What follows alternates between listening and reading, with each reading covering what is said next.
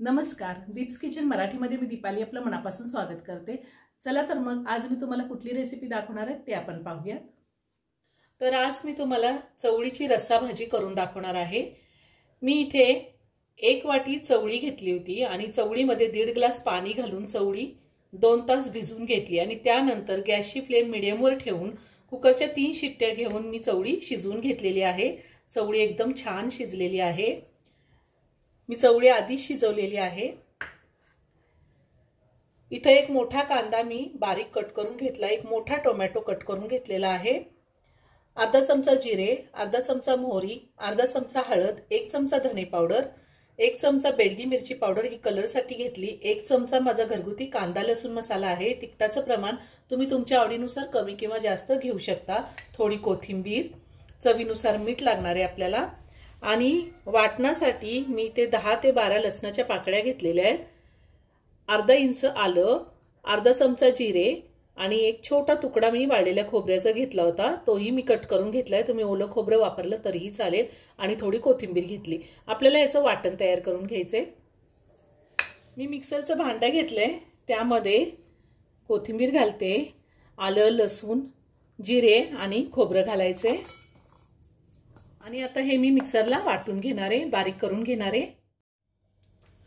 खोबरं आलं लसूण कोथिंबीर मी वाटून घेतलेले आणि आता ही जी चवळी शिजवली आहे त्यातली मी 2 चमचे चवळी ह्याच्यामध्ये घालणार आहे आणि वाटून घेणार आहे। थोडंसं पाणी घालते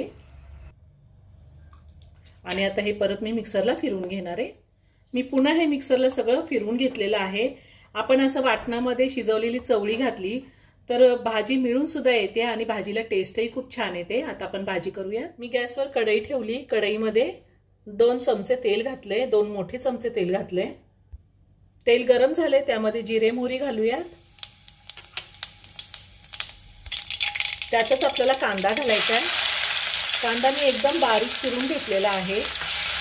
मी मोठा कांदा घेतलाय, तुमच्याकडे जर मोठा कांदा नसेल तर लहान साईजचे 2 कांदे पण तुम्ही घालू शकता।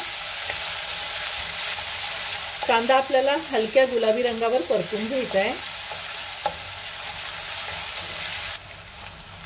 कांदा मी 2 मिनिटं चांगला परतून घेतलाय। आता त्यातच आपल्याला टोमॅटो घालायचा आहे। टोमॅटो सुद्धा मी एकदम बारीक कट करून घेतलेला आहे। तुम्ही टोमॅटो कट करून न घेता जर त्याची पेस्ट केली तरीही चालेल। आता टोमॅटो सुद्धा मी 2 मिनिटं चांगला परतून घेते। टोमॅटो सुद्धा मी 2 ते 3 मिनिटं चांगला परतून घेतलाय। आता यामध्ये आपल्याला पावडर मसाले घालायचे, हळद, धने पावडर,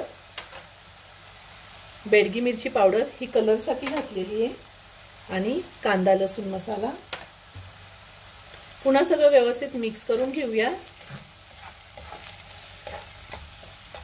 आता ह्यातच आपल्याला आपण जे वाटण तयार करून घेतले ते घालायचे आणि 2 ते 3 मिनिटं आपल्याला हे वाटण चांगलं परतून घ्यायचे। मसाला सुद्धा मी 2 ते 3 मिनिटं चांगला परतून घेतलाय। आता मिक्सरच्या भांड्यातलं पाणी मी थोडं घालते मसाल्यामध्ये आणि पुन्हा मसाला मी 2 मिनिटं परतून घेणार आहे। तेल सुटेपर्यंत मसाला परतून घ्यायचा आहे।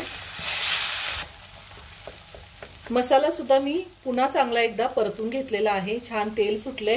आता शिजवलेली चवळी आपण ह्यामध्ये घालूया। चवळी शिजवलेलं पाणी सुद्धा घालायचंय। पुन्हा सगळं व्यवस्थित मिक्स करून घेऊया। मी मसाला आणि चवळी व्यवस्थित मिक्स करून घेतली। चवळी शिजवताना पण मी अगदी थोडं मीठ घातलं होतं आणि आत्ताही मी थोडं मीठ घालते। आता आपल्याला भाजी किती पातळ हवी आहे त्या अंदाजे आपण पाणी घालू शकतो। मी पाणी गरम करून घेतलेले, साधारण मी 1 ग्लास पाणी घातलेले।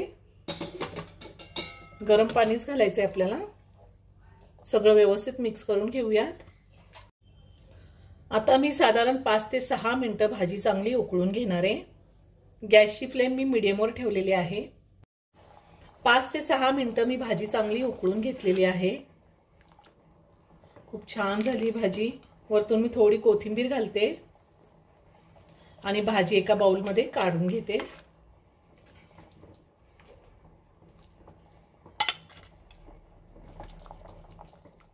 झणझणीत आणि चमचमीत अशी चवळीची रस्सा भाजी तयार करून झालेली खूप छान झाली ही भाजी. आपण भातासोबत, चपाती, भाकरी कशासोबतही खाऊ शकतो. तुम्ही एकदा नक्की करून पहा. व्हिडिओ जर आवडला तर व्हिडिओला लाईक आणि शेअर करायला विसरू नका.